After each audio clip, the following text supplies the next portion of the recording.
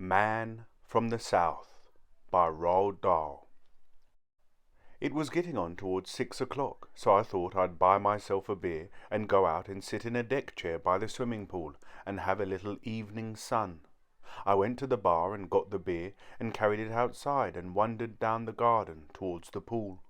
It was a fine garden, with lawns and beds of azaleas and tall coconut palms, and the wind was blowing strongly through the tops of the palm trees, making the leaves hiss and crackle as though they were on fire. I could see the clusters of big brown nuts hanging down underneath the leaves.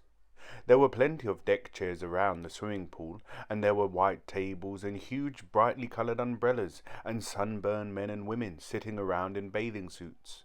In the pool itself there were 3 or 4 girls and about a dozen boys, all splashing about and making a lot of noise and throwing a large rubber ball at one another. I stood watching them. The girls were English girls from the hotel. The boys I didn't know about, but they sounded American, and I thought they were probably naval cadets who'd come ashore from the U.S. naval training vessel, which had arrived in harbor that morning. I went over and sat down under a yellow umbrella where there were 4 empty seats, and I poured my beer and settled back comfortably with a cigarette. It was very pleasant sitting there in the sunshine with beer and cigarette. It was pleasant to sit and watch the bathers splashing about in the green water. The American sailors were getting on nicely with the English girls. They'd reached the stage where they were diving under the water and tipping them up by their legs. Just then I noticed a small, oldish man walking briskly around the edge of the pool. He was immaculately dressed in a white suit, and he walked very quickly with little bouncing strides, pushing himself high up on his toes with each step. He had on a large, creamy Panama hat, and he came bouncing along the side of the pool, looking at the people and the chairs. He stopped beside me and smiled, showing 2 rows of very small, uneven teeth, slightly tarnished. I smiled back. "Excuse, please, but may I sit here?" "Certainly," I said. "Go ahead." He bobbed around to the back of the chair and inspected it for safety. Then he sat down and crossed his legs. His white buckskin shoes had little holes punched all over them for ventilation. "A fine evening," he said. "They are all fine evenings here in Jamaica." I couldn't tell if the accent were Italian or Spanish, but I felt fairly sure he was some sort of South American, and old too when you saw him close, probably around 68 or 70. "Yes," I said, "it is wonderful here, isn't it? And who, might I ask, are all these? These is no hotel people." He was pointing at the bathers in the pool. "I think they're American sailors," I told him. "They're Americans who are learning to be sailors." "Of course they are Americans. Who else in the world is going to make as much noise as that? You are not American, no?" "No," I said, "I'm not." Suddenly one of the American cadets was standing in front of us. He was dripping wet from the pool, and one of the English girls was standing there with him. "Are these chairs taken?" he said. "No," I answered. "Mind if I sit down?" "Go ahead." "Thanks," he said. He had a towel in his hand, and when he sat down he unrolled it and produced a pack of cigarettes and a lighter. He offered the cigarettes to the girl, and she refused. Then he offered them to me, and I took one. The little man said, "Thank you, no, but I think I have a cigar." He pulled out a crocodile case and got himself a cigar. Then he produced a knife which had a small scissors in it, and he snipped the end off the cigar. "Here, let me give you a light." The American boy held up his lighter. "That will not work in this wind." "Sure it will. It always works." The little man removed his unlighted cigar from his mouth, cocked his head on one side, and looked at the boy. "Always?" he said slowly.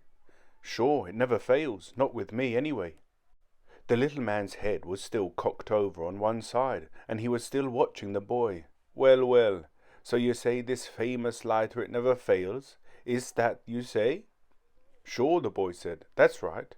He was about 19 or 20, with a long freckled face and a rather sharp bird-like nose. His chest was not very sunburned, and there were freckles there too, and a few wisps of pale reddish hair. He was holding the lighter in his right hand, ready to flip the wheel. "It never fails," he said, smiling now, because he was purposely exaggerating his little boast. "I promise you it never fails." "One moment, please." The hand that held the cigar came up high, palm outward, as though it were stopping traffic. "Now, just one moment." He He had a curiously soft, toneless voice, and he kept looking at the boy all the time. "Shall we perhaps make a little bet on that?" He smiled at the boy. "Shall we not make a little bet on whether your lighter lights?" "Sure, I'll bet," the boy said. "Why not?" "You like to bet?" "Sure, I always bet." The man paused and examined his cigar, and I must say I didn't much like the way he was behaving. It seemed he was already trying to make something out of this, and to embarrass the boy, and at the same time I had the feeling he was relishing a private little secret all of his own. He looked up again at the boy and said slowly, "I like to bet too. Why we don't have a good bet on this thing? A good big bet." "Now wait a minute," the boy said. "I can't do that, but I'll bet you a quarter. I'll even bet you $1, or whatever it is over here, some shillings, I guess." The little man waved his hand again. "Listen to me. Now we have some fun. We make a bet. Then we go up to my room here in the hotel, where it's no wind, and I bet you cannot light this famous light of yours 10 times running without missing once." "I'll bet I can," the boy said. "All right, good. We make a bet, yes?" "Sure. I'll bet you $1. No, I make you a very good bet. I am a rich man, and I'm a sporty man also. Listen to me. Outside the hotel is my car. It's very fine car. American car from your country. Cadillac." "Hey now, wait a minute." The boy leaned back in his deck chair and he laughed. "I can't put up that sort of property. This is crazy." "Not crazy at all. You strike lighter successfully 10 times running, and Cadillac is yours. You like to have this Cadillac, yes?" "Sure, I'd like to have a Cadillac." The boy was still grinning. "All right, fine. We make a bet, and I'll put up my Cadillac." "And what do I put up?" The little man carefully removed the red band from his still unlighted cigar. "I never ask you, my friend, to bet something you cannot afford. You understand?" "Then what do I bet?" "I make it very easy for you, yes?" "Okay, you make it easy." "Some small thing you can afford to give away, and if you did happen to lose it, you would not feel too bad, right?" "Such as what?" "Such as perhaps the little finger on your left hand." "My what?" The boy stopped grinning. "Yes, why not? You win, you take the car. You lose, I take the finger." "I don't get it. How do you mean you take the finger?" "I chop it off." "Jumping jeepers, that's a crazy bet. I think I'll just make it $1. The little man leaned back, spread out his hands palm upwards, and gave a tiny contemptuous shrug of the shoulders. Well, he said. "I do not understand. You say it lights, but you will not bet. Then we forget it, yes?" The boy sat quite still, staring at the bathers in the pool. Then he remembered suddenly he hadn't lighted his cigarette. He put it between his lips, cupped his hands around the lighter, and flipped the wheel. The wick lighted and burned with a small, steady yellow flame, and the way he held his hands, the wind didn't get to it at all. "Could I have a light too?" I said. "Oh God, I'm sorry. I forgot you didn't have one." I held out my hand for the lighter, but he stood up and came over to do it for me. "Thank you," I said, and he returned to his seat. "Are you having a good time?" I asked. "Fine," he answered. "It's pretty nice here." There was a silence then, and I could see that the little man had succeeded in disturbing the boy with his absurd proposal. He was sitting there very still, and it was obvious that a small tension was beginning to build up inside him. Then he started shifting about in his seat and rubbing his chest and stroking the back of his neck, and finally he placed both hands on his knees and began tapping with his fingers against the kneecaps. Soon he was tapping with one of his feet as well. "Now let me check up on this bet of yours," he said at last. "You say we go up to your room, and if I make this lighter light 10 times running, I win a Cadillac. If it misses just once, then I forfeit the little finger on my left hand. Is that right?" "Certainly. That is the bet. But I think you are afraid. What do we do if I lose? Do I have to hold my finger out while you chop it off?" "Oh no, that would be no good, and you might be tempted to refuse to hold it out. What I should do, I should tie one of your hands to the table before we started, and I should stand there with the knife ready to go chop the moment your lighter missed." "What year is the Cadillac?" the boy asked. "Excuse? I not understand. What year? How old is the Cadillac?" "Ah, how old, yes. It is last year, quite new car. But I see you are not a betting man. Americans never are." The boy paused for just a moment, and he glanced first at the English girl, then at me. "Yes," he said sharply, "I'll bet you." "Good." The little man clapped his hands together quietly once. "Fine," he said. We do it now, and you, sir, he turned to me, you would perhaps be good enough to be, you call it, to referee? He had pale, almost colourless eyes with tiny, bright, black pupils. Well, I said, I think it's a crazy bet. I don't think I like it very much. Nor do I, said the English girl. It was the first time she'd spoken. I think it's a stupid, ridiculous bet. Are you serious about cutting off this boy's finger if he loses? I said. Certainly I am. Also about giving him Cadillac if he win. Come now, we go to my room. He stood up. You like to put on some clothes first, he said. No, the boy answered. I'll come like this. Then he turned to me. I'd consider it a favour if you'd come along and referee. All right, I said. I'll come along, but I don't like the bet. You come too, he said to the girl. You come and watch. The little man led the way back through the garden to the hotel. He was animated now and excited, and that seemed to make him bounce up higher than ever on his toes as he walked along. I live in an annex, he said. You like to see the car first? It's just here.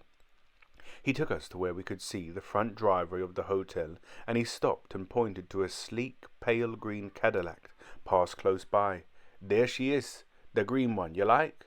Say, that's a nice car, the boy said. All right, now we go up and see if you can win her. We followed him into the annex and up one flight of stairs. He unlocked his door, and we all trooped into what was a large, pleasant double bedroom. There was a woman's dressing gown lying across the bottom of one of the beds. First, he said, we have a little martini. The drinks were on a small table in the far corner, all ready to be mixed, and there was a shaker and ice and plenty of glasses. He began to make the martini, but meanwhile he had rung the bell, and now there was a knock on the door, and a coloured maid came in. Ah, he said, putting down the bottle of gin, taking a wallet from his pocket and pulling out a pound note. You will do something for me now, please? He gave the maid the pound. You keep that, he said, and now we are going to play a little game in here, and I want you to go off and find me three things. I want some nails, I want a hammer, and I want a chopping knife, a butcher's chopping knife, which you can borrow from the kitchen. You can get, yes? A chopping knife? The maid opened her eyes wide and clasped her hands in front of her. You mean a real chopping knife? Yes, of course. Come now, please. You can find those things, surely, for me? Yes, sir, I'll try, sir. Surely I'll try to get them. And she went. The little man handed round the martinis. We stood there and sipped them. The boy, with the long freckled face and the pointed nose, bare-bodied except for a pair of faded brown bathing shorts. The English girl, a large-boned, fair-haired girl wearing a pale blue bathing suit, who watched the boy over the top of her glasses all the time. The little man with the colourless eyes standing there in his immaculate white suit, drinking his martini and looking at the girl in her pale blue bathing dress. I didn't know what to make of it all. The man seemed serious about the bet, and he seemed serious about the business of cutting off the finger. But hell, what if the boy lost? Then we'd have to rush him to the hospital in the Cadillac that he hadn't won. That would be a fine thing. Now, wouldn't that be a really fine thing? It would be a damn silly, unnecessary thing so far as I could see.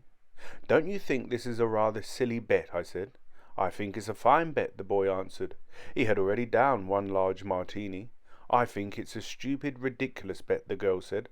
What'll happen if you lose? It won't matter, come to think of it. I can't remember ever in my life having had any use for the little finger of my left hand. Here he is. The boy took hold of the finger. Here he is, and he hasn't ever done a thing for me yet. So why shouldn't I bet him? I think it's a fine bet. The little man smiled and picked up the shaker and refilled our glasses. Before we begin, he said, I will present to the referee the key of the car. He produced the car key from his pocket and gave it to me. The papers, he said, the owning papers and insurance are in the pocket of the car. Then the coloured maid came in again. In one hand she carried a small chopper, the kind used by butchers for chopping meat bones, and in the other a hammer and a bag of nails. Good, you get them all. Thank you. Now you can go. He waited until the maid had closed the door. Then he put the implements on one of the beds and said, Now we prepare ourselves, yes? And to the boy, Help me, please, with this table. We carry it out a little. It was the usual kind of hotel writing desk, just a plain rectangular table about 4 feet by 3 with a blotting pad, ink, pens and paper. They carried it out into the room away from the wall and removed the writing things. And now, he said, a chair. He picked up a chair and placed it beside the table. He was very brisk and very animated, like a person organizing games at a children's party. "And now the nails. I must put in the nails." He fetched the nails and began to hammer them into the top of the table. We stood there, the boy, the girl, and I, holding martinis in our hands, watching the little man at work. We watched him hammer 2 nails into the table, about 6 inches apart. He didn't hammer them right home. He allowed a small part of each one to stick up. Then he tested them for firmness with his fingers. Anyone would think the son of a bitch had done this before, I told myself. He never hesitates. Table, nails, hammer, kitchen chopper. He knows exactly what he needs and how to arrange it. "And now," he said, "all we want is some string." He found some string. "All right, at last we are ready. Will you please to sit here at the table?" he said to the boy. The boy put his glass away and sat down. "Now place the left hand between these 2 nails. The nails are so I can tie your hand in place. All right, good. Now I tie your hand secure to the table, so." He wound the string around the boy's wrist, then several times around the wide part of the hand. Then he fastened it tight to the nails. He made a good job of it, and when he'd finished there wasn't any question about the boy being able to draw his hand away, but he could move his fingers. "Now please clench the fist, all except for the little finger. You must leave the little finger sticking out, lying on the table." "Excellent, excellent. Now we are ready. With your right hand you manipulate the lighter, but one moment please." He skipped over to the bed and picked up the chopper. He came back and stood beside the table with the chopper in his hand. "We are all ready," he said. "Mr. Referee, you must say to begin." The English girl was standing there in her pale blue bathing costume right beside the boy's chair. She was just standing there, not saying anything. The boy was sitting quite still, holding the lighter in his right hand, looking at the chopper. The little man was looking at me. "Are you ready?" I asked the boy. "I'm ready." "And you?" to the little man. "Quite ready," he said, and he lifted the chopper up in the air and held it there about 2 feet above the boy's finger, ready to chop. The boy watched it, but he didn't flinch and his mouth didn't move at all. He merely raised his eyebrows and frowned. "All right," I said. "Go ahead." The boy said, "Will you please count aloud the number of times I light it?" "Yes," I said, "I'll do that." With his thumb he raised the top of the lighter, and again with the thumb he gave the wheel a sharp flick. The flint sparked, and the wick caught fire and burned with a small yellow flame. "1," I called. He didn't blow out the flame. He closed the top of the lighter on it, and he waited for perhaps 5 seconds before opening it again. He flicked the wheel very strongly, and once more there was a small flame burning on the wick. 2. No one else said anything. The boy kept his eyes on the lighter. The little man held the chopper up in the air, and he too was watching the lighter. 3, 4, 5, 6, 7. Obviously it was one of those lighters that worked. The flint gave a big spark and the wick was just the right length. I watched the thumb snapping the top down onto the flame, then a pause, then the thumb raising the top once more. This was an all-thumb operation. The thumb did everything. I took a breath, ready to say 8. The thumb flicked the wheel, the flint sparked, the little flame appeared. 8, I said, and as I said it, the door opened. We all turned, and we saw a woman standing in the doorway, a small, black-haired woman, rather old, who stood there for about 2 seconds, then rushed forward shouting, "Carlos! Carlos!" She grabbed his wrist and took the chopper from him, threw it on the bed, took hold of the little man by the lapels of his white suit, and began shaking him very vigorously, talking to him fast and loud and fiercely all the time in some Spanish-sounding language. She shook him so fast you couldn't see him any more. He became faint, misty, quickly moving outline like the spokes of a turning wheel. Then she slowed down and the little man came into view again, and she hauled him across the room and pushed him backwards onto one of the beds. He sat on the edge of it, blinking his eyes and testing his head to see if it would still turn on his neck. "I'm sorry," the woman said. "I'm so terribly sorry that this should happen." She spoke almost perfect English. "It is too bad," she went on. "I suppose it is really my fault. For 10 minutes I leave him alone to go and have my hair washed, and I come back and he's at it again." She looked sorry and deeply concerned. The boy was untying his hand from the table. The English girl and I stood there and said nothing. "He is a menace," the woman said. "Down where we live at home he has taken altogether 47 fingers from different people, and he has lost 11 cars. In the end they threatened to have him put away somewhere. That's why I brought him up here." "We were only having a little bet," mumbled the little man from the bed. "I suppose you bet a car," the woman said. "Yes," the boy answered, "a Cadillac." "He has no car, it's mine, and that makes it worse," she said, "that he should bet you when he has nothing to bet with. I am ashamed and very sorry about it all." She seemed an awfully nice woman. "Well," I said, "then here's the key of your car." I put it on the table. "We were only having a little bet," mumbled the little man. "He hasn't anything left to bet with," the woman said. "He hasn't a thing in the world, not a thing. As a matter of fact, I myself won it all from him a long while ago.